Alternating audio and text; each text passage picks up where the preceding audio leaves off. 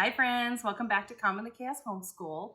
If you're new here, my name is Davine and I homeschool 4 kids ages 11, 12, 13, and 15.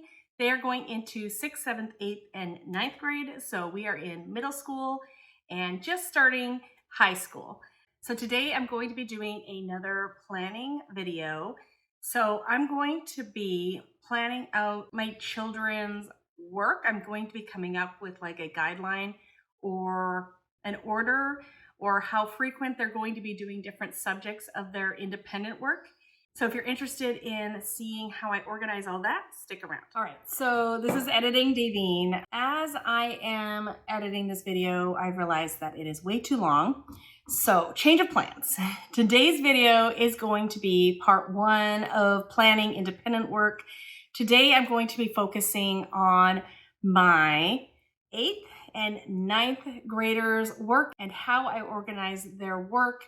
I use more of a weekly system for them. So I will look at the week and then I will assign them a certain amount for that week. And then they, and sometimes me, depending on the child, go and decide how much they're going to do each day based on their schedule. So that's today's video. I'm going to be kind of just showing you how I set up that year plan and then how I assign them their weekly assignments. Part 2, which is going to come out next week, is going to be about my 6th and 7th grade boys. And I'm going to be showing a weekly checklist. I'm going to be showing how I do an independent work loop for them. And that video is more how I have scheduled for my kids up until they got to that middle school, upper middle school level and going into high school. So I have 2 videos talking about planning independent work and sort of how I go about doing that and my thought process in there. So if you're interested in seeing how I plan for my older kids, that's today's video. And if you want to see how I schedule my younger kids or when they're not quite at this level, stick around for next week's video.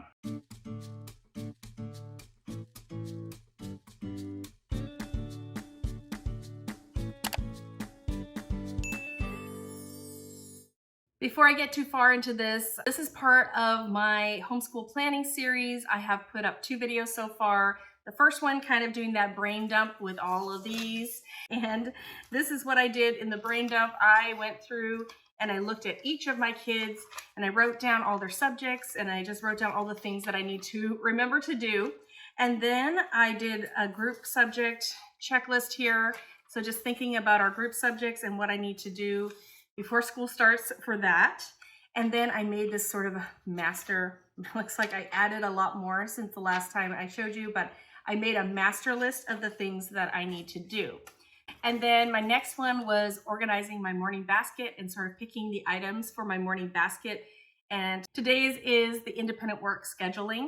So I have a playlist for this year's planning series. I will put a link to the playlist in the description box below.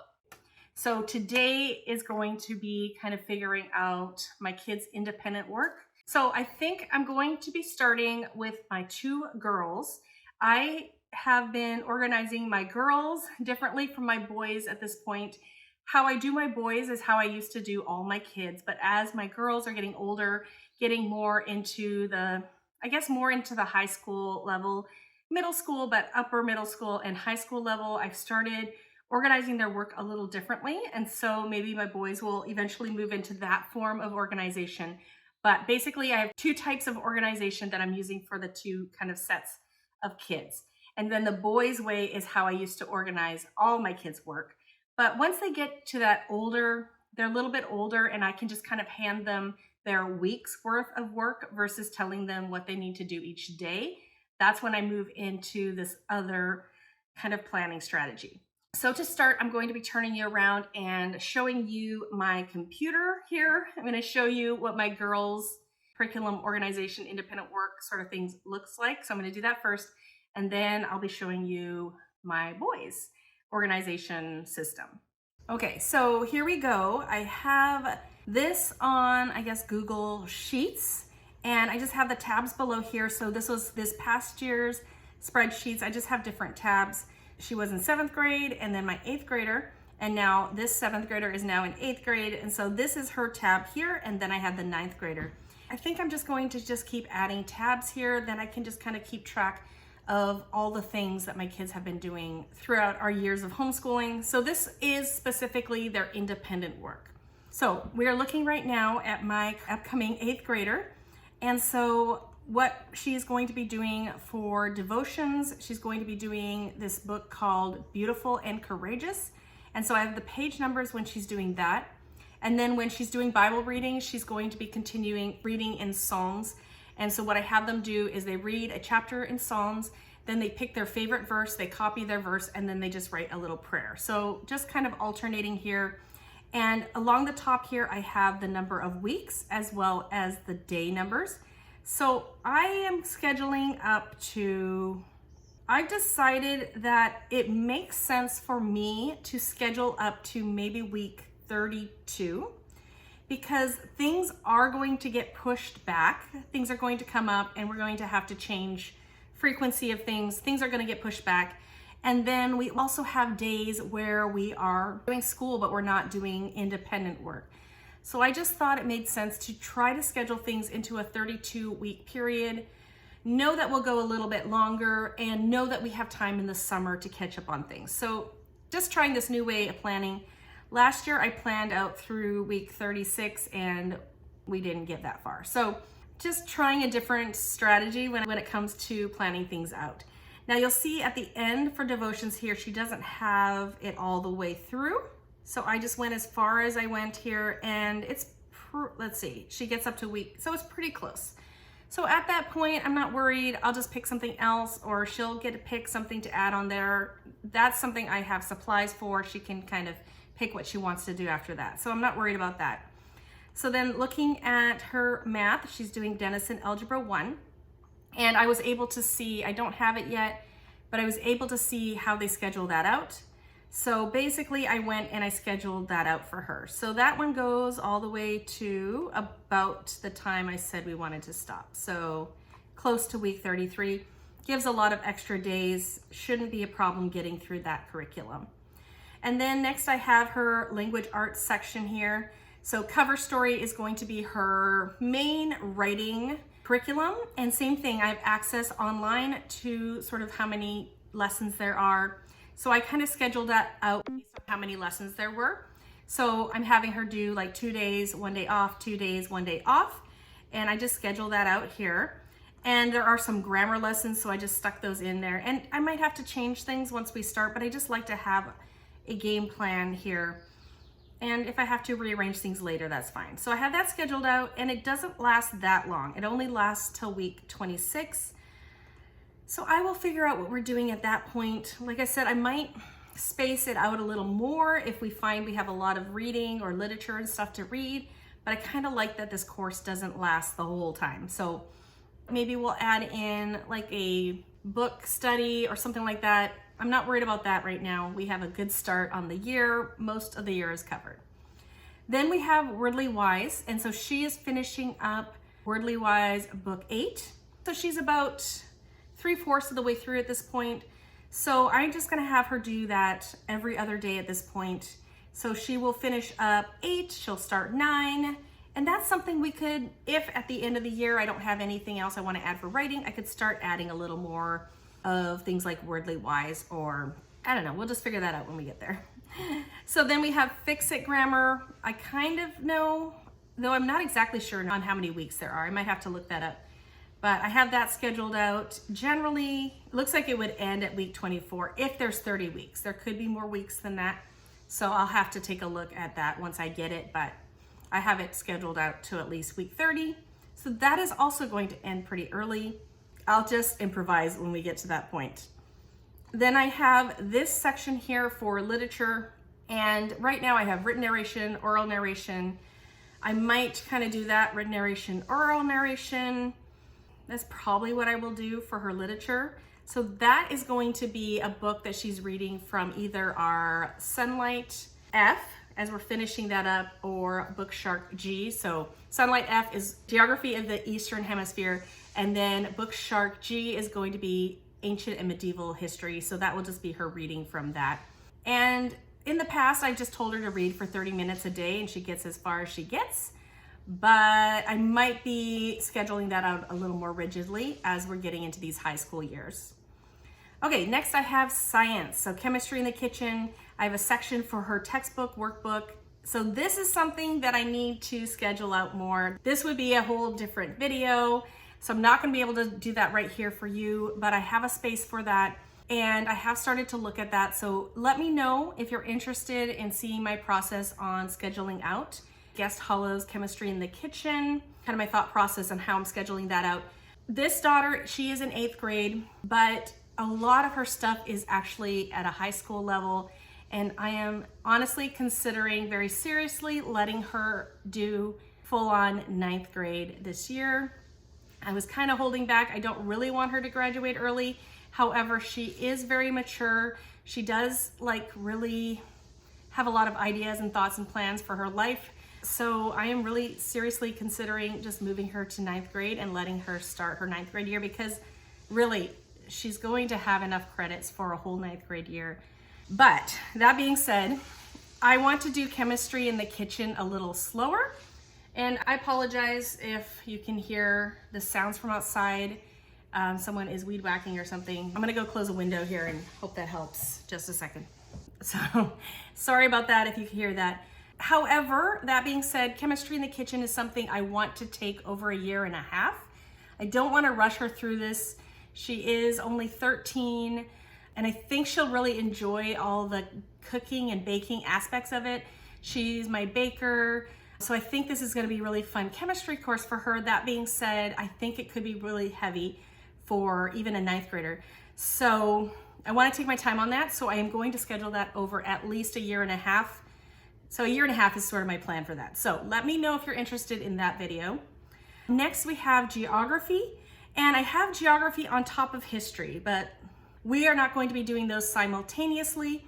So geography, we are finishing up geography of the Eastern Hemisphere. This is their meaning both of my daughters' first high school credit for social studies.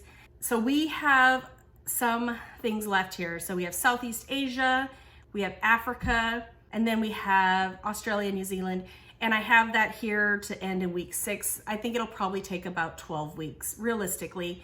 And I do like kind of space this out a bit. As I'm planning each week, I'll just add in some cells, right? I can space it out if I need to space it out. So we will be doing some aspects of that as a family with my 2 boys. And then this part is their part. So they're reading the online textbook and they're doing the workbook from Guest Hollow. And then they're doing the Cetera quizzes, so geography quizzes, and I have them do activities as well when we finish each section. So I will space this out. This is just kind of there so I know the topics, but that is not the pacing that we'll be doing that at. Originally, when I was making this, probably a month or 2 ago, I didn't know if I was going to be doing history and geography simultaneously, but I've decided I'm not. So these sort of things I will be pushing back to after we finish geography. So I just have some initial thoughts and plans for her history. I kind of have an idea on how I want to do that. I have heard people asking me for a video on that. So I will make a video on how I'm planning on planning out her history when I get a little closer to when I'm doing that with her.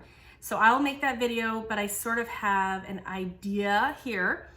And so she has a workbook textbook with that. She has some activities and she will be reading some literature.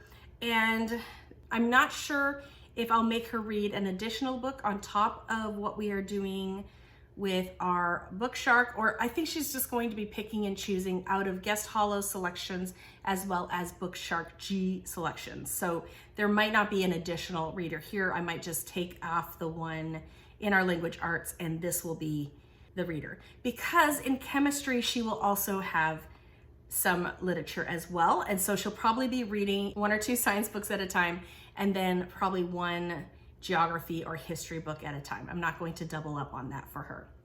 Then we have art. So she's going to be doing a high school level artistic pursuits. It's like drawing with water soluble pencils. I'm gonna wait until I see the book in front of me before I plan that out, but I have a space for it.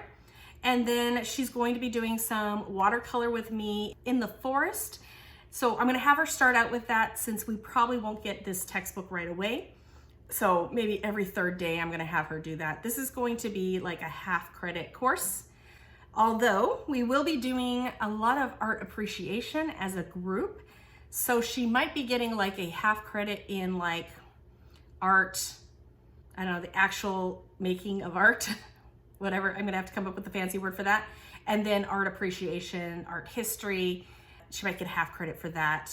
Because in history, there is also a lot of art. I have some art books that she's going to be going through, and I have a whole idea for making a book of centuries. So if you're Charlotte Mason, there's a book of centuries, and there's a different format that I have heard some Charlotte Mason people use that maybe Charlotte Mason, the way that she set up her book of centuries. So it's a little bit different from a timeline. And so actually one of my projects this summer is for me and her to create a book of centuries and have that set up ready for her to use. Essentially, she'll be looking at like art books and things that they used throughout the different time periods. And on one side, there's going to be like a blank page where she can draw artifacts and items from that century. So art, artifacts, things like that. And then on the other side, there's going to be like the different years where she can note things that happened. Probably more of the invention of things or when things were fashionable or when things started. So she can be drawing maybe their fashion or in things that they used. This will be, I think, a fun way to incorporate history with art. And Guest Hollow, in their history course, they do have resources that they suggest for that. And so I'm actually going to give her a day, like every week, to go through those resources and kind of fill in those pages as she's studying history. So art history, art appreciation, she'll be doing that as well. Then we have a section here for Mandarin Chinese. Now this is something that I have a plan already. I have my units planned out, like what units I'm doing and then what resources I'm using for those units. But then every time she finishes a unit, that's when I go in and I plug in the numbers on what she's going to do each day. And I sort of have a system and a pattern for that. So that is my 8th / maybe 9th graders page. So that's what that looks like. And then I have my 9th grader. This is for sure going into 9th grade.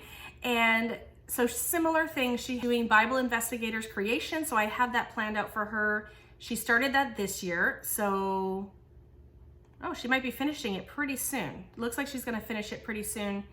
And then she has Beautiful and Courageous. I have added the page numbers for Beautiful and Courageous. So I have her personal devotion scheduled out for a while there. Let's see how far that goes. Yeah, okay, so pretty good. And then we'll pick something new, some new resource after that. I think I've kind of said Denison pre-algebra, and this actually should be grade 7. So she is actually finishing up CTC Math grade 6, and I think we're going to go into CTC Math grade 7 before we start Denison pre-algebra. It's just, I have it already. I don't need to buy it or pay for it. And we're just gonna take our time and just get more solid in this. So we'll see how the math goes. This past year, she did math on Tuesday, Wednesday, Thursday, Friday. We didn't do math on Mondays because we needed time for a morning Monday meeting. I think I'm just going to calculate the number of lessons and then figure out how many lessons she needs to do each week and then just assign those to her each week. So I don't know if I'll have to write that up here or not. Then we have her language arts. So she has a bit more in language arts. So writing, I have her doing IEW with me and the boys. I think I'll probably be just getting an additional student book for her for cover story because it is a 7th through 9th grade course and I think it'll be fun for her. So she'll probably be doing the same thing as my other daughter. I just need to take a look at the course and get my hands on it. And you can get an additional student workbook and then they can work through the course at the same time. Probably not together, but at the same time. And then we have Wordly Wise. So she's on book 5 right now. So she's just gonna continue with that. Beowulf Grammar, I've started to plan those out. I'm just looking, I kind of calculated the number of pages she needed to do. Looks like I planned it out up to there. So I think that's probably the first quarter of the book. It's in like 4 different packets. So I think that's probably, I just calculated the number of pages we needed to do. So I put those in every other day. We have spelling. So she's working on spelling UC level E. She's getting close to the end here. So I just do that like 2 days on, 1 day off, 2 days on, 1 day off, just to give her a break. And then we have handwriting. She's going into maybe level 6 in handwriting. So just every other day, having her do that. And then reading, same thing. She'll be reading, first of all, the Eastern Hemisphere geography books, 30 minutes a day, written narration, oral narration, kind of alternating there. And then we do have a new typing program that she'll be doing. Now my 8th grader is not going to be doing that typing program unless I look at it and I feel like she could benefit from it. But all my other 3 are going to be using the typing program. So typing would probably be every other day, and I just might put it on days maybe that she has a little less. I kind of like to figure out how often we need to do things and then just kind of space it out. Okay, and then for science, she's going to be doing an astronomy course that I created for her. It's a literature-based astronomy course. Really excited about it. I think she's really gonna love it. It has a mix of beautiful nonfiction books. It has some literature books or sort of biographical books, and then it has YouTube videos and links. So she's going to be going through that. I'm just gonna give her the grid and just have her check off. And so I'm either going to have her time herself and just do 40 to 50 minutes a day. I think I'll see how far she gets, maybe do that for a week and see how she's doing. And then I might just say, you need to do this much. I'm not sure on that. I could like schedule it out here as well. I could put like do day 1, do day 2 sort of thing, but I might just play it by ear at the beginning. I will link a link to that course below if you're interested in an astronomy course. I would say it's more of a middle school level, like upper elementary to middle school level. So suitable for 5th, 6th, 7th, and 8th grade, but I'm using it with my 9th grader this year. Okay, so then geography is the same. We're going to be doing the same geography, so I'll just schedule the girls the same. And I did mention this daughter may or may not be going to a charter school that is 2 days a week on and then 3 days off. They do assign work as well. So some of the stuff depends on if she's in that or not. She will be doing devotions regardless. She won't be doing math probably if she's at the charter school with me. So we wouldn't be doing that. And she will be doing some of the language arts with me. I probably not do her writing. I wouldn't get her cover story if she was doing that. She would do Wordly Wise, Beowulf grammar, spelling, handwriting, probably some reading and typing. So a lot of these language arts she would still be doing. I just might assign less if she has something else going on. She would still be doing the astronomy, just not as often, maybe the 3 days that she's home with me. So it would be more of an elective sort of credit for her. And then geography, we will finish the geography. I'll probably be giving her diploma regardless of whether she gets into this charter school or not. So I'm keeping track of all her credits. So I want her to finish the geography so she can get a credit, but she would not be starting history when she's done the geography because they're going to be doing social studies as well. So they would be doing math, language arts, social studies, science, and an elective. And then I would be in charge of doing an elective with her, which is, we have plenty of things to consider an elective here. For health, I just have PE or physical education. I didn't have that on my other daughters, so I need to put that there. And they will both be doing photography, and that's going to be a half credit. I'm not sure if they're going to get some of it done in the summer, so I'm not planning that out yet. So as far as assigning these things each week, talked about this before, I will look at the week that I'm doing. So maybe the first week of school, maybe we'll have 3 days of school.